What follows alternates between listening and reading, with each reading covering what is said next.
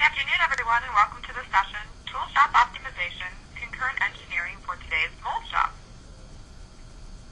Presenting for us today is David Lindeman, Senior Applications Engineer for Cimatron Technologies. For those of you who are not familiar with Cimatron, you can see on this slide a few fast facts. With more than 20,000 installations worldwide, Cimatron is a leading provider of integrated CAD/CAM solutions for mold, tool, and die makers, as well as manufacturers of discrete parts. Our business is to help you succeed, and that is why we are hosting our presentation today. Before we get into the actual demonstration, I have just a couple of logistics to cover. First, how to submit questions. We, of course, encourage your questions, and Dave will answer as many questions as he can during the Q&A session at the end of the presentation. So, as questions occur to you, please send a note to Lisa Sterling, moderator, which you can select from the drop-down menu. To do this, click on the Send Note button in your upper left-hand corner of your screen, type in your question, and click Send. There's no need to wait until the end of the presentation to begin submitting questions. In fact, we prefer you submit them as they occur to you so that we can better prepare for the Q&A session. If we do not have time to cover your questions, we will be sure to contact you one-on-one after the session. We also recommend that you click the Enlarge button to view the full presentation on your full screen. You'll want to select With Toolbar so that you can keep your Send Note button handy for submitting questions. And with that, I would like to turn the floor over to Dave to begin the demonstration. Thank you very much, Lisa. Appreciate that. As you know, our subject today is concurrent engineering, and particularly how it applies to mold shop. So what we'll be discussing is what exactly concurrent engineering is, and importantly, what it is not, so that we understand clearly how it is the best used. We're finding concurrent engineering is, in many cases, the key to improving delivery time for many of our customers. So the question is then that we would do well to consider is it something that could work for you? So let's take a look first at what we see as the typical process taking place within a mold shop. And from there we'll build upon that. Of course, data is read in and it's evaluated when a job is received. From there it's usually decided who is best suited to do the design work, or it's given to the next available designer to begin the job. There's always a series of reviews, design reviews that take place as everyone decides if that's the exact design they want to go with. Usually at this place too, steel can be ordered and the job is considered released onto manufacturing. From there it's like throwing it over the wall in a sense. As the design's done, it's now thrown over to the shop floor, where it's up to them now to take the data and to proceed on with the actual making of the mold. And with this slide we can see some of the typical tasks that involves. Of course, doing EDM work, making the electrodes and then burning them in position on the cavities, or it could be some CNC milling to take place on the cavity parting lines. Mold is made up of a lot of small components, so drilling must take place. Water lines are a particular feature of that, and then it all has to be put together.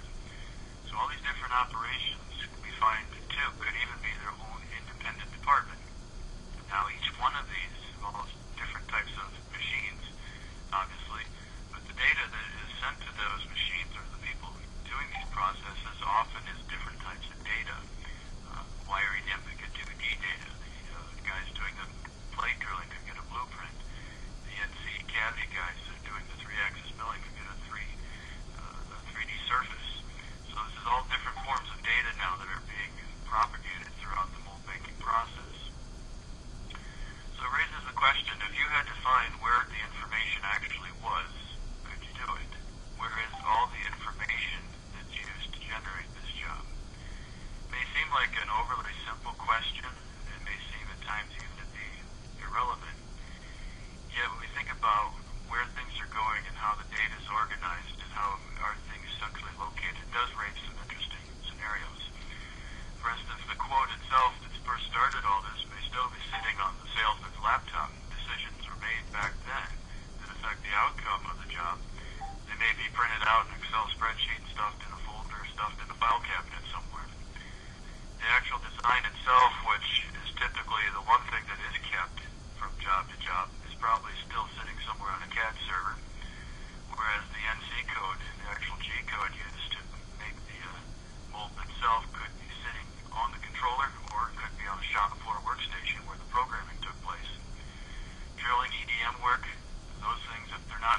controller that probably been thrown away already. And finally a drawing, if it still exists, probably rolled up in a corner somewhere covered with grease and dust, or it's been stuffed away in a file cabinet.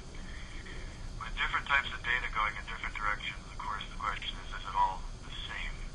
Does it actually all get the right information so that the mold comes together correctly? It's scattered. And again, the question is, could you retrieve it? And that becomes relevant when we start talking about engineering changes. Because if the data is already gone, or if we're considered irrelevant, we haven't kept it, then we can't update it. So we're actually going back through the process in many cases. We're regenerating the G-code, and we're regenerating the path around the wire EDM machine, which creates a difficulty of making sure that every department is actually up to speed with the right engineering level. A simple thing like not printing out a blueprint could be something costly in the end that could result in making mistakes. Now that was a kind of a quick rundown of what we see in a lot of shops. We want to now explore this a little deeper. We're going to introduce you to a shop that we looked at and spent some time with, and we got to know their process quite well and had some suggestions for them. And you might find this interesting yourself if you even see some of the things that mirror your own process as we go through this. Looking back in the design department, we found they had different design softwares. Over the years, they had collected different design softwares with each individual that they hired. So one guy was good at one type of design software, another guy knew nothing of the first design, he had his own software. So when a job was released, it would be given to whoever was first available as a designer who was open to take the job. He would then read it into his software he's most familiar with, even though the evaluation was perhaps done on something entirely different when the manager made that decision. So right away we have a situation involving multiple translations before the job has even begun. Once the design was accomplished, it's then, of course, sent over the wall onto the NC department, where, again, a translation takes place into the NC softwares. In the particular case with this customer, that was entirely dependent upon the machine that they were going to use to manufacture it. So they had different softwares for different machines. It also resulted in a backlog on some machines, as you're dealing now with the question of are those softwares as efficient as one another. One may be better suited to the type of cutting than another, and that one's creating a backlog. Also, it deals with how efficient the individual who programs it is with that particular software. Why did all this happen? Why are they running this way? Well, it's because they've relied on an evolved process. As the business grows, you add more functionality and capabilities to the shop, and things just kind of grow up that way.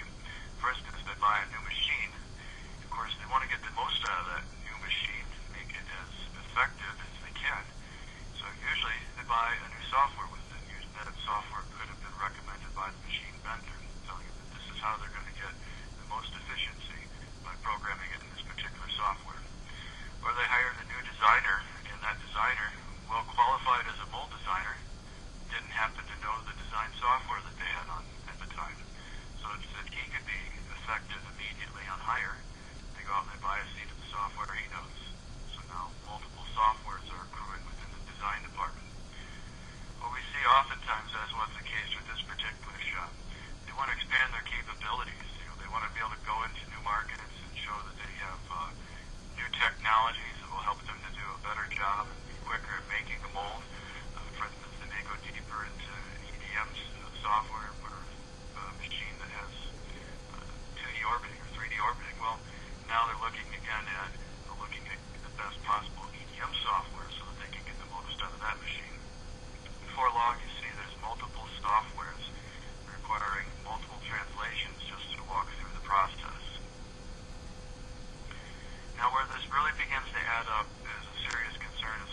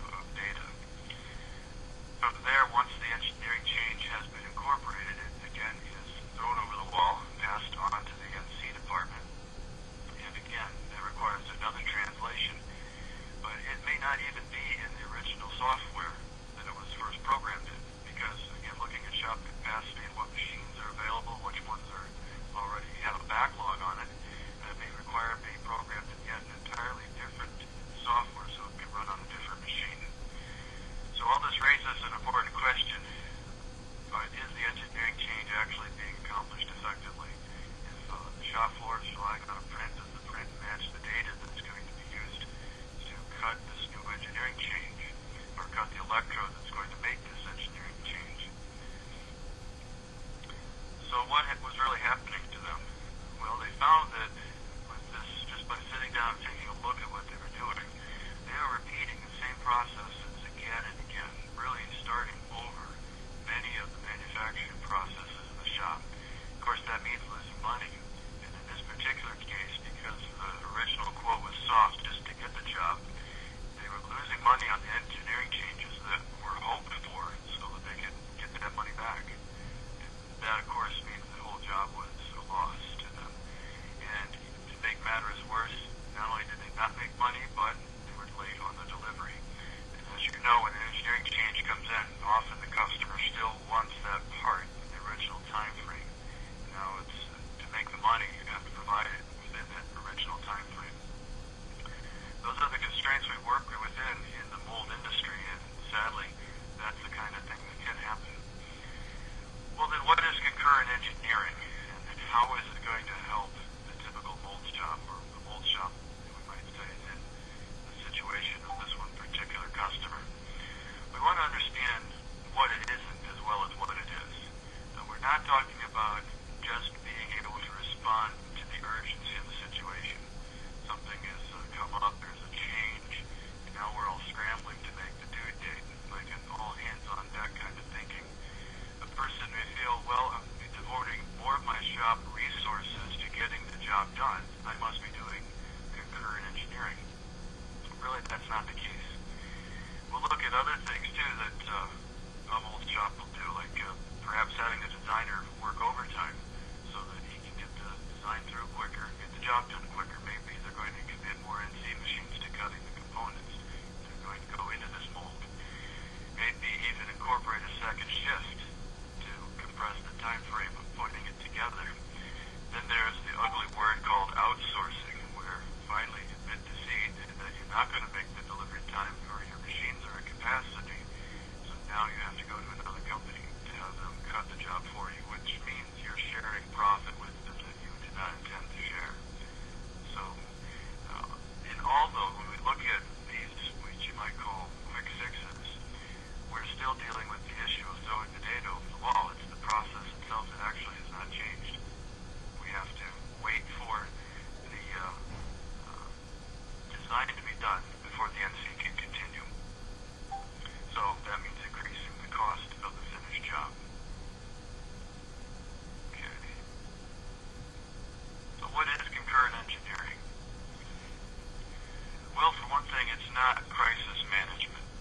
It's not the design system for jumping in when things have gone bad, but actually the system is designed at the very beginning to avoid the crisis. It means a design workflow where all phases of the manufacturing can look in on the concurrent process and they will all remain current. It means being able to take an engineering change and adapting to it on the fly and still keep all your processes current. It means working smarter, not working harder, or working in a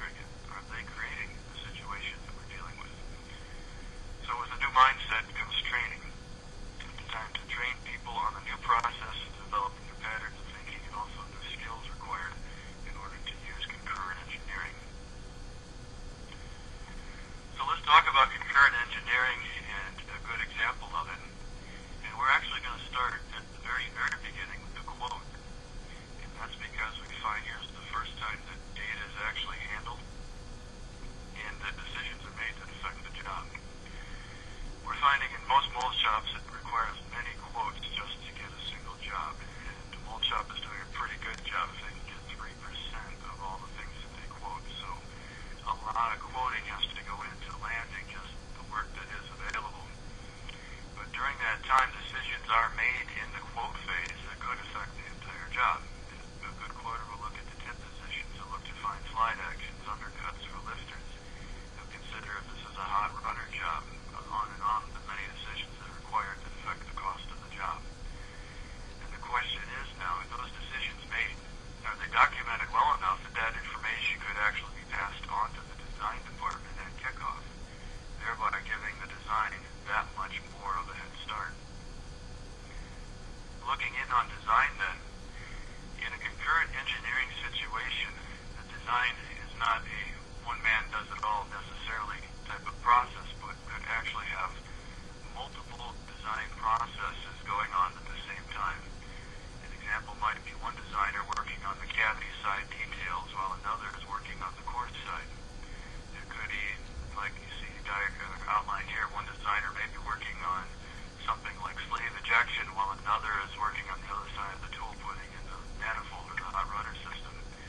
In some cases it could be different processes going on, not just different design parts. So for instance, one designer might still be putting in the water lines while the design is going on, and yet that could possibly not hold up another designer from pulling the electrodes and getting that process started. The idea of concurrent engineering is that more than one task itself is being accomplished, as opposed to waiting for one to finish all before another can begin. And also, it would involve quickly taking an engineering change on the fly at whatever stage the design is at, and then updating the design so that that engineering change will be passed on throughout the whole system. From there, we'll throw in the NC and assembly departments. Immediately, it means that both those departments can see on their screens that the data they're looking at has changed. So it's not like they're informed by getting an email if someone runs down the hallway and yells at the department to hold the job up because there's an engineering change coming. When they bring up their data, they see it, and the system tells them things have changed. Same thing when it comes to looking on the assembly department. With a shop floor viewing capability to look in on the design, they would see immediately, again, the design has changed and the notification in the bill of materials that parts have changed. With all this taking place, again, the NC department now has the option of not just reprogramming it, but actually allowing it to recalculate if they haven't started cutting the steel yet before the change was incorporated.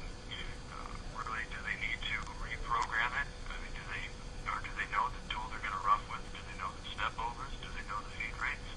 Well, most of the time that's going to stay the same. So now it's a matter of recalculating as opposed to going through the thought processes of reprogramming.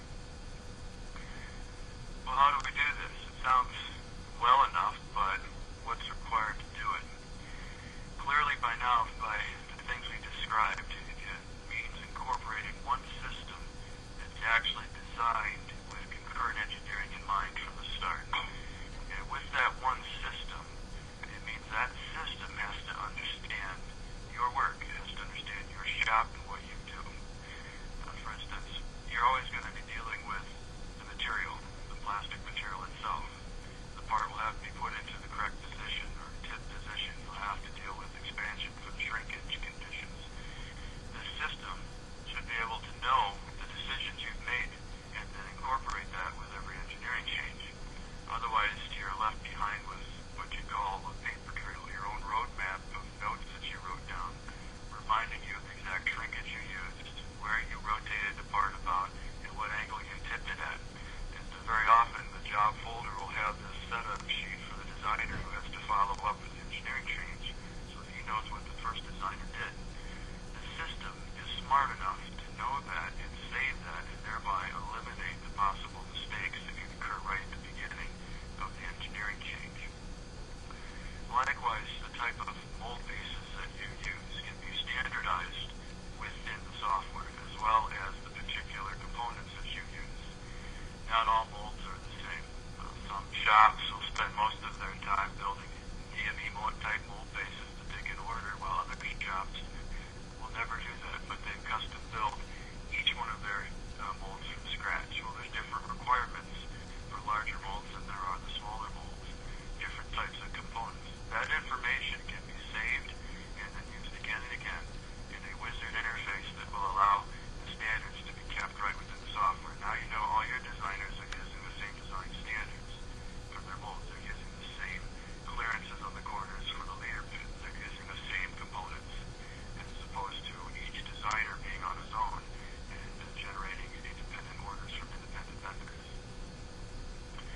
That being the case, then these design standards, since they're available in design, are also available during the quotation phase. That means the individual doing the quote himself has the material data. When he, in his mind and in his decision-making process, is setting up the tip, that information can be stored in the system and then used again later down the road. Likewise, he may bring the part up, get the tip, look at the actions, and then decide to throw a quick mold base around it so that he can get the overall steel sizes for his cost projections. That information can be saved and then passed on because design and quoting are on the same page. So it's not a matter of the quote guy walking into the engineering department saying, quick, here's a file, give me a bunch of cross-sections so I can find undercuts, take up the designer's time. He has the ability to do that himself, and now he's actually feeding the designer information versus the other way around. So with quote and design being on the same page, let's also put NC and assembly on that same page, that same database. If design changes, NC immediately sees that the system tells them that the part has changed or the cavity they're cutting has changed. Now it makes sense to use the words that you've heard from software vendors for so many years, automation. Now it actually can apply in a good way. For instance, the function that can see the holes, since we know that drilling and pocketing is such a major part of making a mold, the function that will actually see those holes and then apply the processes to the holes that we use. For instance, you know the tools you're going to use when you use a 1/4-20 tap. You know you're going to spot drill. You know the diameter of the drill you're going to use. You know the tap. Save the information in the system. The system learns how you do it, and now it sees that hole the next time it does processes to it. That's the automation we're talking about. Then if there's a change, the system can update, knowing how you're going to go about cutting the hole anyway. We also apply that thinking then when it comes to our 3-axis milling. How often are the strategies the same when you rough a job or when you semi-finish a job? Very often. So use that again and again, and if the data were to change, then the template would still apply, or that process would still apply. Likewise, assembly understands a design change. For instance, this person who's putting the assembly together may be relying on a blueprint, or in this case, looking at the computer itself where a print is stored and saved. That print will update with new views and also a live bill of materials that updates showing what new components are being used. So many shops are using shop floor viewers instead of relying on paper anymore because they want to be able to have instant access like this. And that's something well worth thinking about when it comes especially to concurrent engineering. So let's take a closer look at the software. Now, as you know, I work for Cimatron. The purpose of this presentation, though, isn't to give you a product demo. We're more than happy to show you the software in that fashion, should that be something that you want to look at. We want to stay on subject, though, and talk about concurrent engineering, if nothing about in terms of your own process. So while I'm showing you glimpses of the software itself, we want to stay on topic of concurrent engineering. For instance, here you're looking at how the software interacts with data received so that I understand the part. I'm quickly getting the overall volume. I'm looking down and seeing and finding resistance to clamp. All that information that I'm going to need to know when I start laying out the overall steel sizes for this part. It also, this is a situation where I would put in the shrinkage so that information stays with the job throughout the length of the job. Perhaps it's an unpleasant question to ask, but have you ever had a job go through that wasn't expanded or that was double expanded? So many places I myself have worked with and have to deal with that. But not having it in the software where it is accessible and will be used is one of the situations that can create that. Setting up the tip is one of the biggest features of getting a job right. And so often, the tip is dictated by the part itself. There'll be features on this part that you have to look at in order to get your die draw correct. Here you're looking at a picture where there's a lot of red marks showing there's a backdraft undercut condition. Well, basically, I'm looking at this tip right now in the wrong direction, so I'm trapping it. And you can see the diagram that shows you the color scheme, which, of course, this is customizable. It says red, true verticals being in that grayish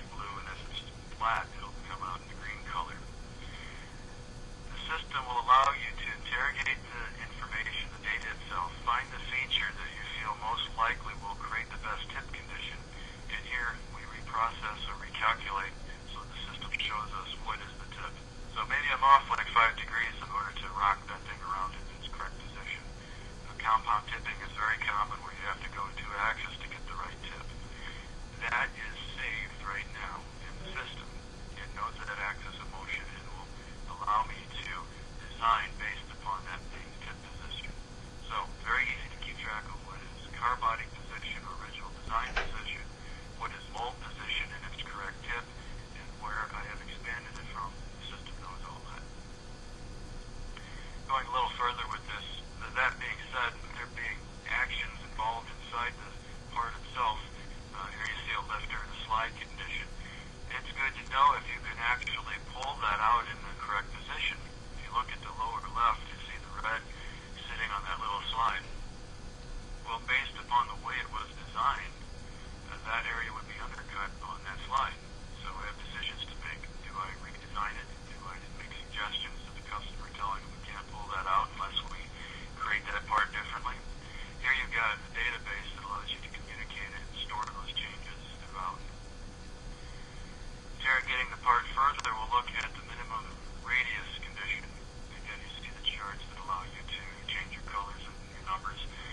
The thought behind this is show me the smallest radius. And there you should see it in the center of the screen. You know, if I'm going to try to small the tool, do I need to get into the tightest corner? Or maybe my shop is standardized where I know if that radius is going to be less than 1/8 of an inch, I'll color it up so that everything less than 1/8 of an inch is in red. And that gives me a real good indication of areas where I'm going to be putting in an electrode. Let the system do the work for you. Likewise, here the decisions are being made about setting up the splits. You see the side actions for the cavity of the core and also the lifter of the slide. All that is stored within the database and will be used later on down the road. So decisions are being made here, whether it be in the quote or maybe the designer is doing this work right now.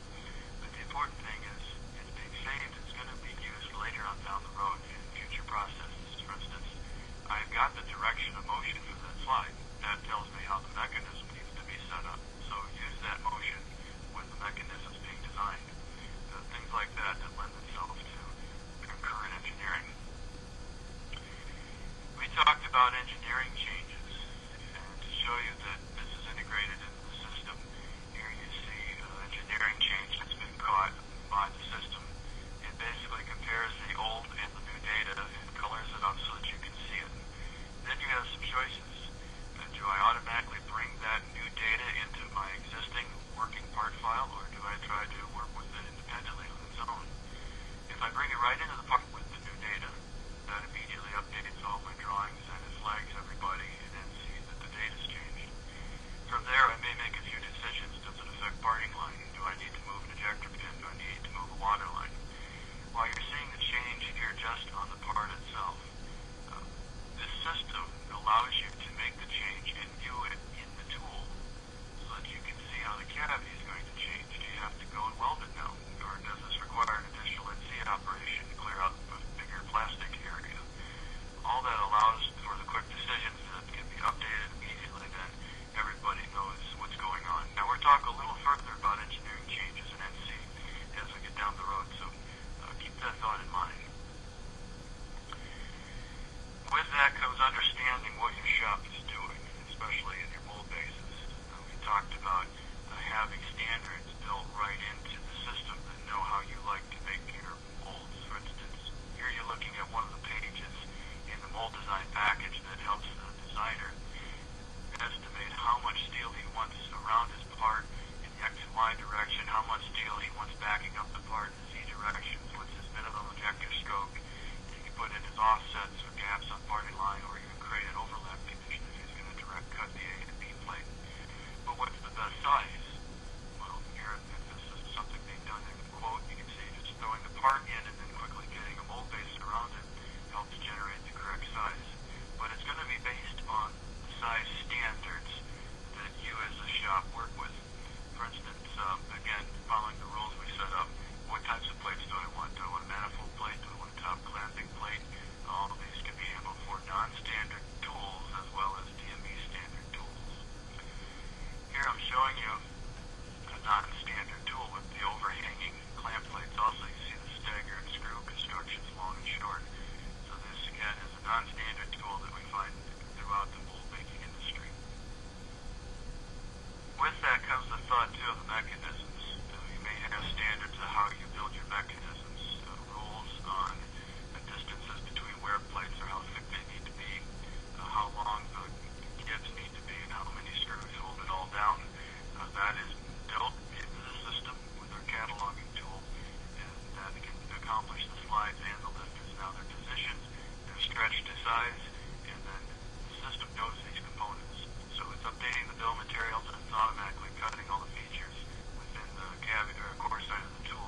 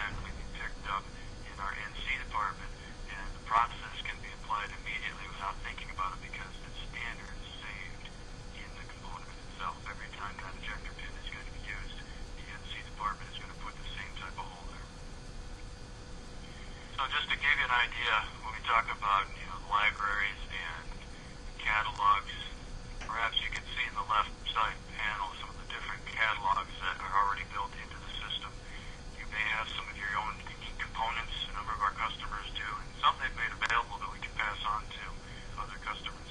But you have the ability to store your own components with knowledge of the hole it sits in so that you can use this automated function. Likewise, here's the bill of materials, and at one click said, show me all the components, show me how many, show me what they're made of. And there's a stock size function that will generate overall sizes for order on my own to make my slides and let's get some things like that, or cavity inserts. Another major process involved in making the tool is the electrode, as you well know, and there are decisions that are made there. Here's just a screenshot to show you an electrode. This is something that many people spend some time looking at inside a Cimatron because it's been automated, where with a single click, areas are defined as burning areas, and then standards are put into place. My holder, the size of graphite that I keep in my tool grip, and the way I want to extend my surface's tangent from the burn area so that I get the type of electrode I want. The burn location is immediately established that way, and it's stored in the system. So now it's not a matter of me walking up to the EDM controller and punching in the numbers. It's late on a Friday and I'm tired, and 3/4 of an inch suddenly becomes 0.57, or I fat finger the number. That's a killer. Right there, where you've got the job nearly done, 90% done, and burning something in the wrong location is one of the most painful things that we hear coming from old shops. That data is retrieved from the system, and then using this system, it is brought into the EDM controller. So it's CNC type of EDM controller. It can be customized whether you're dealing with the Charmy, like there's an example of the Charmy control. So it knows the location, it knows the spark gap values you want to use. If you're using a Charmy, you're looking at the RBF files and how it's going to control the machine. And even if you've taken it to CMM and you've touched off on it to find out if it was cut in exact position or not, those offsets can be programmed, as well as setting up the order. All that can be done. We're finding that that's done oftentimes on a viewer right there on the floor. That way the EDM operator can set up his run order the way he wants it. Going back to that, I jumped ahead, sorry, but perhaps you can see that there's more to it than just pulling a trode in its position and burning it. What about multi-cavity situations? This could go in orders that you've prescribed. 1, 2, 3, 4. Take the electrode, if it's a double-sided electrode, rotate it 180 degrees, and then backwards 5, 4, 3, 2, 1, that kind of thing. So that kind of customization is built in automatically. Now we talked about the importance of NC always seeing the current design. And it sounds good in theory a lot of times, but practicality, people wonder, well, so what? Here's cutter path, already programmed, you're just reapplying it. That's all you're telling me. There's more to it than that, and I hope that I can illustrate that. Now, you may be in process of building the cavity and then get the engineering order changed. Where is your steel? How much have you cut?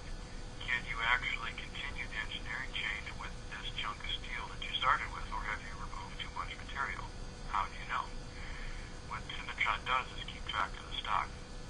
So yes, it's an automation feature that's nice for applying a cutter path to remaining material and not air cutting, or knowing what material is left so that the cutter won't go into an area and snap off because there's too much material. But when we're talking about the concurrent engineering process, it's also very valuable for me to take my engineering change file and look at the remaining material that's sitting on the machine. Now I know if I need to go get another block. Now I know if I can continue with the steel that's already there.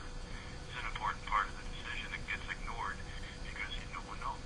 You just try it, you drop the cavity, and you put a shim behind it, trying to recover that particular chunk of material. Likewise with the holes.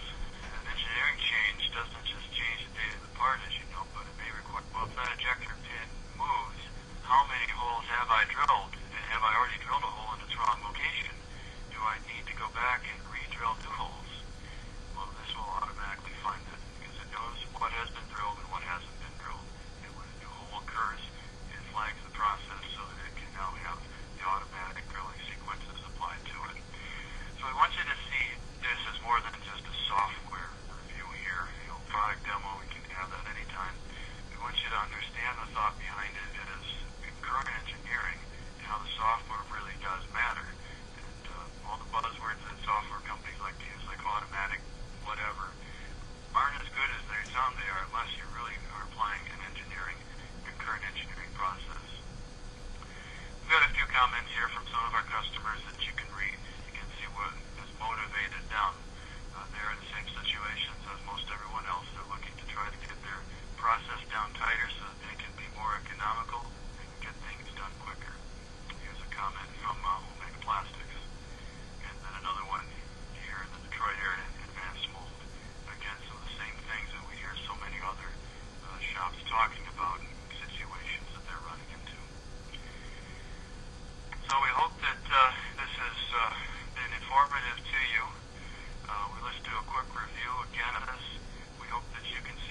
something that can increase productivity and shorten delivery time, most of all making your shop more responsive to the ever-growing needs and demands and changes that your customers throw at you, and still keeping your bottom line profitable.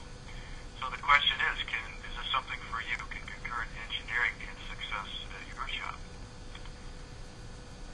Okay, now we'd like to look at some questions that you may have submitted, so we're going to be passing the phone back and forth, and I'll bring Lisa back. Great, thank you so much, David. We will now begin the Q&A session.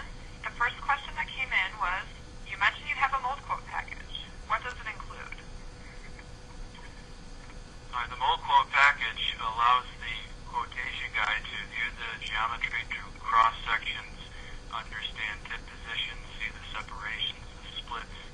You can look at material properties. You can look for the minimum radius conditions, all that kind of information.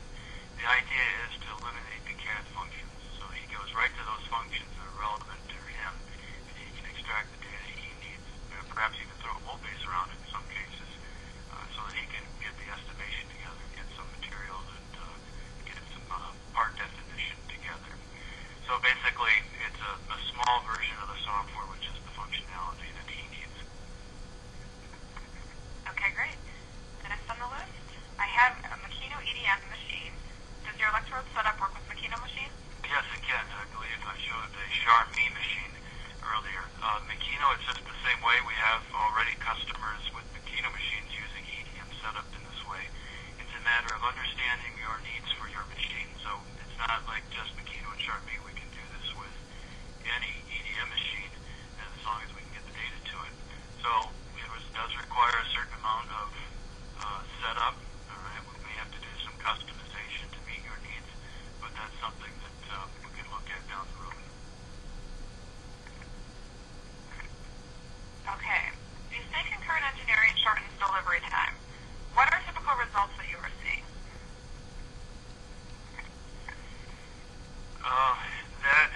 That honestly can vary, of course. It depends upon the type of jobs involved. Not long ago, the Aberdeen Group Mold and Die Shop Benchmark did a study, and they went through some of our customers, Cimatron customers, and compared them to other mold makers. And what they found, let's use an example, what an average tool shop would do. 9.3 weeks would be the length of the job required for them using systems and the same machines out there that everybody's using. The best that they got out of non-Cimatron users at that time was 8.6, so there's actually quite a bit of variance in that. When they checked Cimatron customers using this concurrent engineering process, they found that Cimatron customers were coming in at 7.9. So that's the best machines, the best, what do we say, the best software for every given task, if the Cimatron customers were coming in ahead. So the concurrent engineering process does have quite a bit of validity. Okay, thanks, Dave. I believe you partially answered this next question with that answer, but do you have any customers using this concurrent engineering process that we could talk with? Sure, we'd be happy to provide you with list of names and numbers that you can contact. And we're just about running out of time, so I'll take one more question. Are you expecting your customers to replace all of their existing software at one time?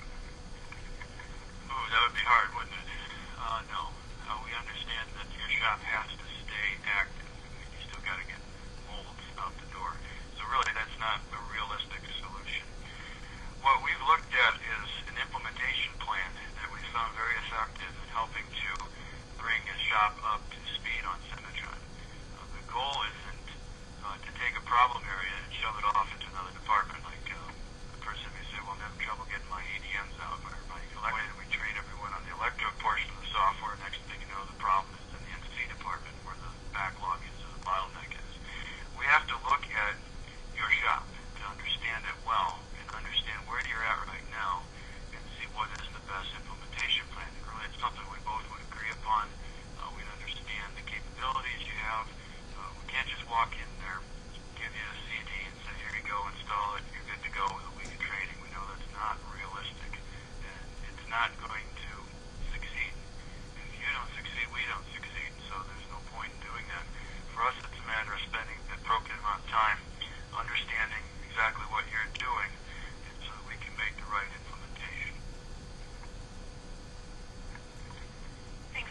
David. At this time, I would like to conclude our session. We're just about out of time. Thank you all for joining us, and if we happen to not get to your question, we will be happy to contact you following the session one-on-one. Or if you think of something later on, please email us at info@cimatrontech.com.